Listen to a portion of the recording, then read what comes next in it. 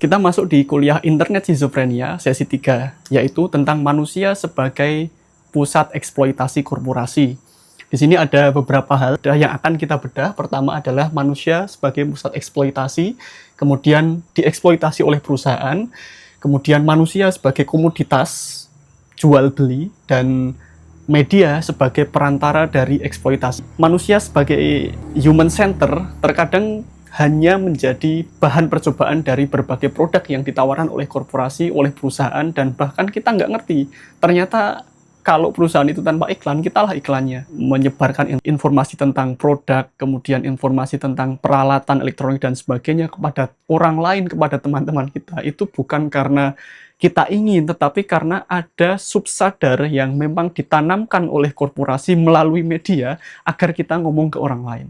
Nah, inilah bentuk dari ketidaksadaran yang menjadi pusat dari advertising gratis yang dilakukan oleh korporasi. Ada pertanyaan? Pak, saya ingin bertanya, Oke. apa yang dimaksud dengan manusia sebagai pusat eksploitasi korporasi? Oke, good questions. Apa yang tidak tentang manusia? Semuanya itu tentang manusia. Jual beli itu semua tentang manusia. Kebahagiaan itu tentang manusia. Media dibuat untuk entertainment untuk siapa? Manusia. Perusahaan yang menjalankan manusia. Subjeknya manusia juga. Objeknya juga manusia. Komoditas juga untuk manusia. Begini, jadi mengapa sekarang center atau pusat dari eksploitasi perusahaan adalah manusia? Yang mereka jual dan yang mereka beli itu bukan lagi tentang logistik atau ekonomi, tetapi lebih dari itu, yaitu adalah perhatian kita, waktu kita, kemudian kesadaran kita itu dibeli oleh perusahaan dan mereka menjual menggunakan entertainment, menggunakan kesenangan-kesenangan yang mungkin hanya sesaat, tetapi efeknya ini jangka panjang. Jadi ya sudah, kita akan dieksploitasi, kesadaran kita akan dieksploitasi sampai kita nggak sadar kalau kita itu manusia. Baudrillard sebenarnya mencoba untuk mendefinisikan ulang atau menyadarkan kita, lebih tepatnya menyadarkan kita bahwa kita sebagai manusia itu punya perangkat yang secara teoritis itu sudah jalan, dan secara biologis kita punya perangkat-perangkat yang tidak ada spare part-nya ya. Jadi, nah sayangnya perangkat produksi kesadaran kita itu adalah perangkat yang paling mahal, yang ternyata ditarget oleh perusahaan untuk jual beli mereka. Yang dicontohkan oleh Baudrillard misalkan, TV itu memberikan banyak sekali iklan, dan itu bertahun-tahun dengan iklan yang sama sebenarnya. Cara penyampaiannya pun sama. Tapi karena sudah ditanamkan bertahun-tahun, sehingga ketika kita itu masuk ke supermarket dan membeli barang, yang ada adalah yang tertanam di pikiran kita. Yang kita beli yang itu, yang tertanam di pikiran kita.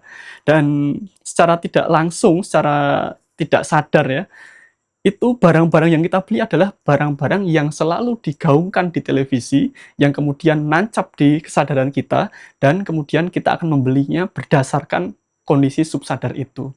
Nah, inilah yang kemudian media sosial hari ini menggunakan konsep yang sama dengan media lama. Dalam kritiknya Habermas bahwa komunikasi intersubjektif adalah tindakan penanaman informasi yang bertahun-tahun sehingga mempengaruhi keputusan kita, mempengaruhi kesadaran kita, dan juga mempengaruhi pola perilaku kita.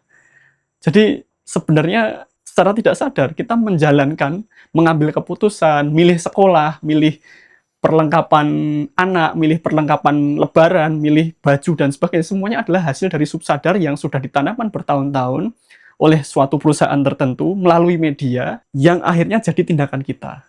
Jadi polanya seperti itu. Maka manusia ini adalah pusat eksploitasi. Bukan lagi logistik yang dieksploitasi ya. Kalau dulu kan logistik, jadi orang hanya butuhnya makan. Sehingga advertisement-nya atau advertising-nya adalah jual beli makanan, beras, kemudian minyak, dan sebagainya. Sekarang tidak lagi.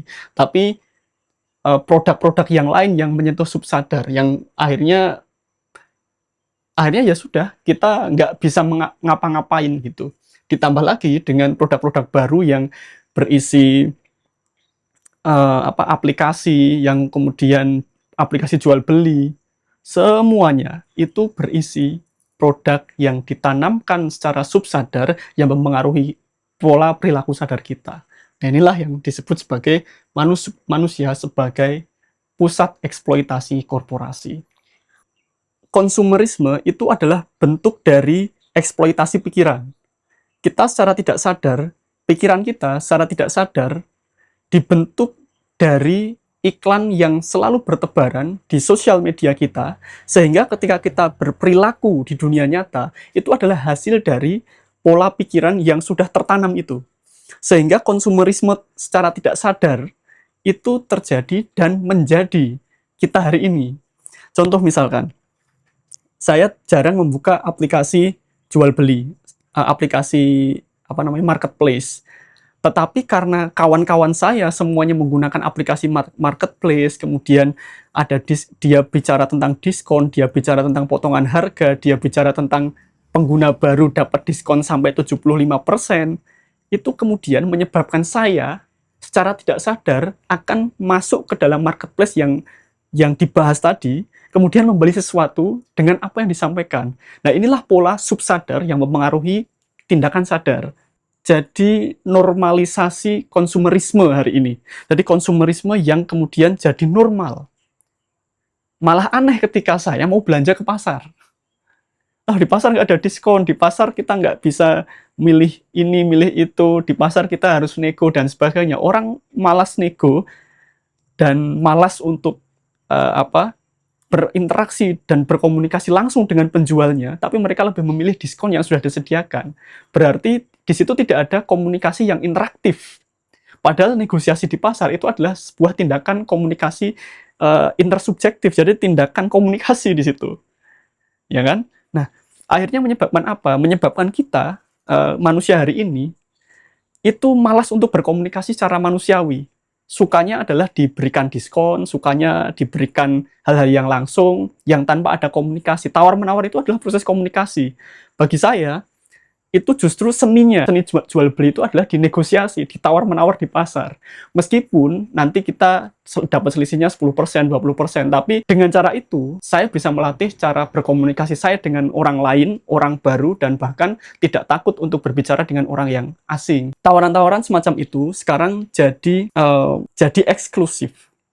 Kenapa? Karena orang-orang hari ini milih cara yang praktis saja dan nggak mau untuk ribet, ya kan? Sehingga bukan tidak lebih manusiawi, tapi tidak lebih komunikatif ketimbang orang-orang di masa sebelum smartphone ini ada. Jadi kurang lebih dalam sesi ketiga kita, manusia sebagai bahan eksploitasi dan sebagai bahan jual beli iklan, itu sudah tidak lagi eksklusif, tapi sudah dinormalisasi. Apakah ada tips untuk mereduksi eksploitasi manusia tersebut? Good questions. Yang mengizinkan informasi atau keputusan apapun itu masuk ke dalam diri kita itu siapa? Diri kita sendiri. Diri kita sendiri. Nah, sayangnya kemampuan untuk mengizinkan atau tidak sesuatu itu masuk ke dalam diri kita itu rendah karena tidak dilatih. Ya kan? Contoh misalkan, kalau kamu punya rumah, terus ada tamu yang mengizinkan tamu itu masuk ke rumah kamu, itu kamu apa tetangga kamu? Saya sendiri. Saya sendiri kan, jadi pemilik rumah. Nah, bagaimana mau menolak tamu kalau pintu kita terbuka terus? Nah, jadi pintu kita yang harus diperbaiki. Apa itu pintu dalam diri kita? Yaitu kesadaran. Jadi kesadaran, kemampuan untuk memutuskan, kemampuan untuk kritis, kemampuan untuk analisis, dan kemampuan untuk berpikir sebelum bertindak. Itu adalah pintu yang harus kita garap dan harus kita disiplinkan agar segala sesuatu di dunia sosial media itu yang masuk begitu saja itu tersaring. Nah, kalau dalam jurnalistik ini ada pendekatan verifikasi. Jadi verifikasi dulu, kemudian cek data dulu, cek faktanya dulu, baru bisa dimuat sebagai tulisan. Nah, kemampuan-kemampuan kognitif itu yang harus dibangun, kemampuan-kemampuan kognitif itu yang harus dilatih, dan kemampuan kognitif itu yang harus diasah terus-menerus agar tidak mudah tereksploitasi, tidak mudah terekspos, dan tidak mudah untuk dimasuki orang-orang asing yang muncul begitu saja, hadir begitu saja melalui layar smartphone kita. Mungkin itu dulu ya, nanti kita sambung di kelas internet schizophrenia di sesi berikutnya. Terima kasih, kurang lebihnya. Assalamualaikum warahmatullahi wabarakatuh.